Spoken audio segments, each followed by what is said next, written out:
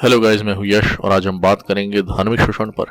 वैसे तो हम सब शोषण के बारे में जानते ही हैं, जिसका अर्थ ही है किसी का फायदा उठाना किसी बुरे मकसद के लिए, या किसी को बेवजह से परेशान करना, किसी को नीचा दिखाते हुए प्रताड़ित करना, और या फिर किसी के लिए भी उसको गलत कार्य में फंसाने या बर्बाद करने के लिए योजना बनाना, या उसे अधिकार से वंचित रखना। और उपरोक्त सभी बातें शोषण में ही आती हैं, चाहे वह कैसा भी शोषण क्यों ना हो, चाहे वह घरेलू हिंसा हो, मानसिक शोषण हो, सामाजिक शोषण हो, यौन शोषण हो, बाल शोषण हो, कैसा भी शोषण क्यों ना हो। और ये शोषण जो होता है वो शरीर और मानसिकता दोनों को ही प्रभावित करता है, और यह एक ठोकर का कारण है। शोषण करना एक पाप है। तो ऐसा ही एक शोषण है धार्मिक शोषण, या फिर कह सकते हैं रिलीजियस अब्यूज, और मैं इसको नाम देता हूँ रिलीजियस टेररिज्म। जी हाँ, आप सही सुन रहे हैं, पर यह वो शोषण नहीं जो इस वक्त बहुत से लोग इसे समझ रहे हैं। यह शोषण वो शोषण नहीं जहाँ धर्मों का मुद्दा हो और एक धर्म के मानने वाले लोग दूसरे धर्म के लोगों का शोषण कर रहे हो, चाहे किसी भी रीति से। पर मैं बात कर रहा हूँ जहाँ एक ही धर्म को मानने वाले एक दूसरे का शोषण कर रहे हो। उसमें या तो एक शोषित है और एक शोषण करने वाला। यहाँ पे धार्मिक कहलाने वाला जन या तो धर्म की बातों को लेकर शोषण कर रहा है, या फिर धार्मिक बातों को जानते हुए भी शोषण कर रहा है। और यहाँ पे शोषित हो रहे व्यक्ति की शरीर और मानसिक अवस्था दोनों ही प्रभावित होती है। उसे दोनों में से किसी भी तरह से कष्ट झेलना पड़ता है और उसके जीवन में व्यथा होती है। तो इस विषय में आगे बढ़ने से पहले कहना चाहूंगा कि हो सकता है यहाँ पे बहुत लोगों को दिक्कत हो सकती है। साफ तौर पर कहूँ तो मिर्ची लग सकती है, और यदि आपको दिक्कत हो रही है तो स्वयं को जांच लें और मन फिरा लें। हो सकता है ये सवाल अभी भी बहुतों के मन में होगा कि धार्मिक शोषण आखिर है क्या। तो मैं ये बात साफ कर देना चाहता हूँ कि यहाँ पे धर्म या धार्मिकता गलत नहीं है, पर उसकी आड़ में शोषण करना ही धार्मिक शोषण है। यहाँ मुझे उन लोगों को समझाने की जरूरत नहीं जो शोषित हैं, या सह चुके हैं, या अभी भी सह रहे हैं। और यहाँ पर वे लोग भी खुश ना हो जो अपने आप को एथीस्ट कहते हैं, या फिर वो कहते हैं कि ईश्वर है ही नहीं। मैं यहाँ पे उन लोगों का सहारा नहीं ले रहा हूँ, या उन लोगों की फायदे की बात नहीं कह रहा हूँ। यहाँ पर जो मैं बात कहना चाह रहा हूँ वो उन लोगों से रिलेटेड है जो धार्मिक कहलाते हुए धर्म की आड़ लेकर के शोषण करते हैं उन लोगों का जो ऑलरेडी धर्म को मानने वाले लोग हैं।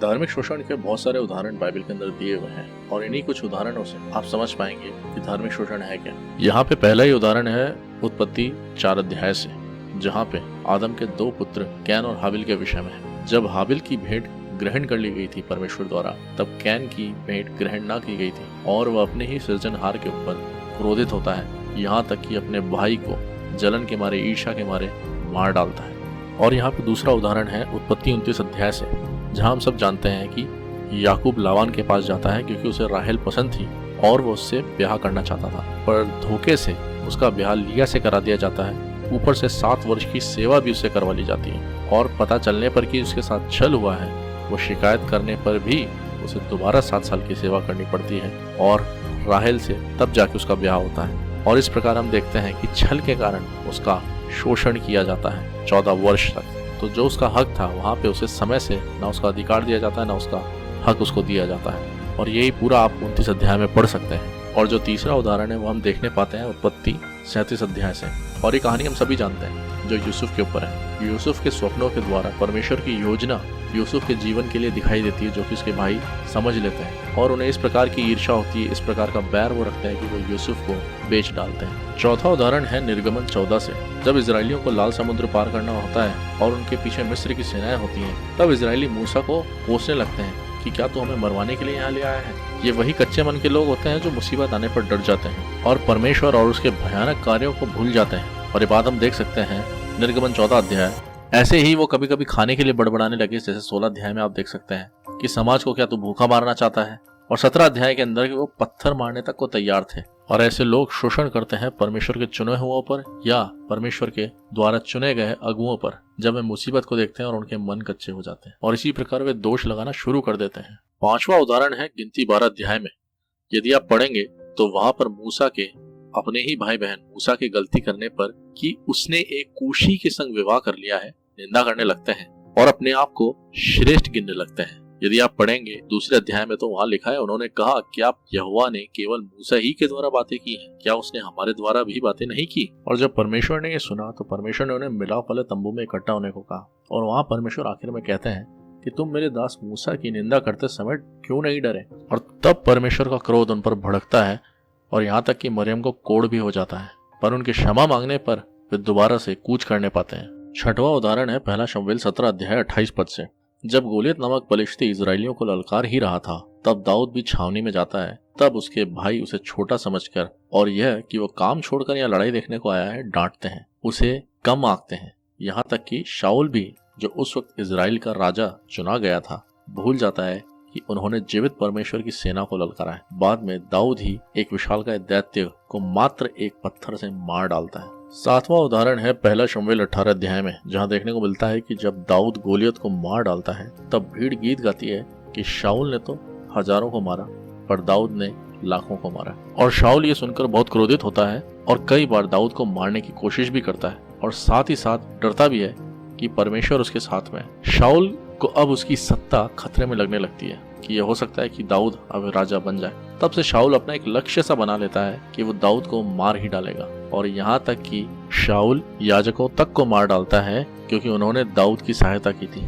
वो द्वेष से बहुत भर जाता है। और यदि आप देखेंगे पहला शमूएल 22 अध्याय में, तो वहाँ पे दाऊद जब इजराइल में राजा हो जाता है, तब उसका खुद का पुत्र ही उसके खिलाफ हो जाता है, और यह समझकर कि वह दाऊद से ज्यादा काबिलियत रखता है और इजराइलियों को, सैनिकों को अपनी तरफ कर लेता है, और अपने ही बेटे के बागी हो जाने पर दाऊद को यरूशलेम छोड़ना पड़ जाता है। आठवां उदाहरण है पहला राजा 13 अध्याय 11 से 32 पद में। यहाँ पे दो परमेश्वर के जन हैं, तो एक को परमेश्वर का नबी कहा गया है और एक को परमेश्वर का जन कहा गया है। तो यहाँ पे परमेश्वर का जन जो है, उसको आज्ञा मिलती है परमेश्वर की ओर से भविष्यवाणी करने की, कि वो ये भविष्यवाणी करे कि दाऊद के कुल में योशिया नामक लड़का पैदा होगा, और वहाँ से वो वेदी का चिन्ह पाकर कि ये परमेश्वर की ओर से है, उसे पूरा करके जाने लगता है। और राजा के मनाने पर भी वो कुछ खाता पीता नहीं है, क्योंकि परमेश्वर यहोवा द्वारा उसे आज्ञा मिली थी कि ना तू रोटी खाना और ना पानी पीना, और ना उस मार्ग से लौटना जिससे तू जाएगा। पर वहीं पर बैतल में एक बूढ़े नबी को उसके बेटों द्वारा यह जानने को मिलता है कि वहाँ पर किस प्रकार से भविष्यवाणी हुई और ये घटनाक्रम हुआ है, और वह उस परमेश्वर के जन के पास जाकर ये कहता है कि परमेश्वर के दूत ने उसे परमेश्वर से वचन पाकर कहा है कि तुझे खिलाए पिलाए और घर लौटा ले आए। और ये बात वो जानते हुए कहता है, जबकि उसे पता होता है कि परमेश्वर ने उस परमेश्वर के जन को क्या आज्ञा दी थी। और जब परमेश्वर का जन परमेश्वर की वो आज्ञा तोड़ डालता है, तब उसे परमेश्वर से फिर से वचन प्राप्त होता है कि उसे उसके पूर्वजों के स्थान पे मिट्टी नहीं मिलेगी। फिर जब वो वहां से निकलता है, तब मार्ग में ही उसे एक सिंह मार डालता है, और सिंह जो है वो उस गधे के साथ वहीं पे खड़ा रहता है। और ये बात उस नबी को पता चलती है जिसने उसे खिलाया पिलाया था, और ये देखकर वो खूब रोता है और शोक करता है। तो इस पूरे घटनाक्रम से जो बात हमें समझ में आती है वो ये कि नबी या तो अपने फायदे के लिए परमेश्वर के उस जन की खूब सेवा करता है ताकि उसे आशीर्वाद मिले, और वो एक प्रकार का झूठ बोल जाता है, और या फिर वो बिना जांचे परखे ये बात कह डालता है जो दूत ने उसे कही थी, क्योंकि वो दूत परमेश्वर की ओर से नहीं था और उसे ये बात समझनी चाहिए थी उस वक्त, क्योंकि इसके विपरीत आज्ञा परमेश्वर के उस जन को मिली थी, जो कि ये नबी भी उस बात को जानता था। और यहाँ पे वो अपनी बात को बिना परखे अपनी बात को सिद्ध करवाने के लिए भी उसे ले जाता है, और उसकी आज्ञा एक प्रकार से टूट जाती है, और यहाँ पे उसका अंजाम बहुत बुरा होता है। नवा उदाहरण है पहला राजा 22 अध्याय से। यहाँ पर यहूदा का राजा यहोशापात और इजराइल का राजा यानी अहाब योजना बनाते हैं कि गिलाद रामोत को आराम के राजा से युद्ध करके छीन ले। यहाँ यहोशापात प्रस्ताव रखता है कि पहले परमेश्वर यहोवा की इच्छा जान लेनी चाहिए कि क्या हमें युद्ध में जाना चाहिए या नहीं। तो वहाँ पे 400 नबी इकट्ठा कर लिए जाते हैं, और वो अहाब राजा को कहते हैं कि हे राजा तू युद्ध कर, क्योंकि आराम के राजा को परमेश्वर तेरे हाथों में कर देगा। तब यहोशापात ये बात भांप लेता है कि ये राजा के डर से झूठी भविष्यवाणी कर रहे हैं, और यहोशापात अहाब से पूछता है कि क्या यहाँ पे कोई परमेश्वर का नबी नहीं जो सच बता सके। तब अहाब कहता है कि एक नबी है, यमला का पुत्र मिकाया, वही एक पुरुष है, पर वह मेरे विषय में कल्याण नहीं कहता है। और जब तक मिकाया नबी को बुलाया जाता है, तब कनाना का पुत्र सिद्दिकिया लोहे का सींग बनाकर कहता है कि हे राजा तू आरामियों को मारते मारते नष्ट कर डालेगा। और बाकी के 400 नबी भी उसी की हाँ में हाँ मिलाते और कहते हैं कि हे राजा तू कृतार्थ हो, गिलाद रामोत पर चढ़ाई कर। अब जो दूत मिकाया नबी को बुलाने गया था वो भी उसे प्रेशराइज करता है और कहता है कि मिकाया नबी तू राजा अहाब के सामने शुभ वचन ही कहना। पर मिकाया ऐसा करने से मना कर देता है। राजा के सामने जाने पर मिकाया नबी भी पीयर प्रेशर में आके कुशल क्षेम की बात कहता है, पर राजा उसे शपथ धराकर कहता है कि तू असली बात बता कि असल में तुझसे परमेश्वर यहोवा ने क्या कहा है। तब मिकाया नबी कहता है कि मुझे समस्त इजराइल बिना चरवाहे की भेड़ बकरियों के समान पहाड़ों पर तितर बितर देख पड़ता है। यहोवा का वचन है कि वे सब तो अनाथ हैं, अतः वे कुशल क्षेम से लौट जाएं। और इन नबियों में झूठ की आत्मा बसी है और परमेश्वर ने तेरे विषय में हानि की ही बात कही है। और इसी बात पर सिद्दीकिया नबी मिकाया नबी को थप्पड़ मारकर कहता है कि यहोवा का आत्मा मुझे छोड़ तुझसे बातें करने क्यों गया। और अहाब राजा भी मिकाया नबी के उसके विरुद्ध भविष्यवाणी करने पर उसे बंदी गृह में डलवा देता है और कहता है जब तक मैं ना आऊं मिकाया को दुख की रोटी और दुख का पानी देना। इस पर मिकाया नबी अहाब राजा से कहता है कि हे राजा, यदि तू कुशल क्षेम से लौट भी आया तो समझ लेना यहोवा परमेश्वर ने मेरे द्वारा कोई बातें नहीं की। और इस बात से वो सब लोगों को चिता देता है।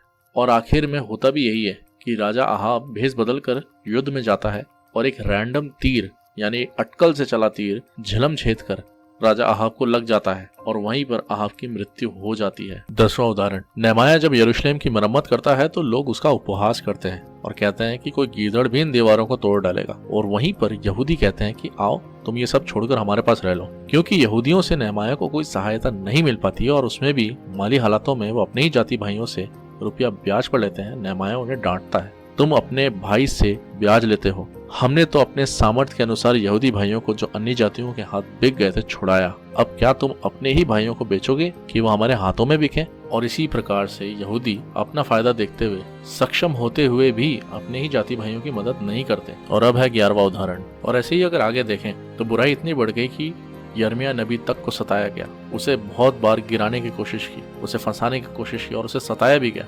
और जो परमेश्वर को बुरा लगा वही किया, यहाँ तक कि पत्नियों तक के साथ विश्वासघात किया गया और वे लोग स्त्रियों को त्यागने लगे, क्योंकि परमेश्वर ने यहाँ पे ये उन्हें हिदायत भी दी थी कि परमेश्वर स्त्री त्याग से घृणा भी करता है। और उन्होंने वही सब किया।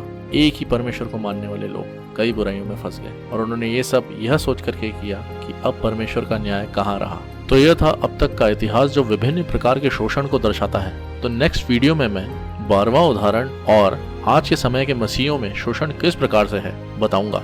तो मिलते हैं अगली वीडियो में, तब तक के लिए गुड बाय।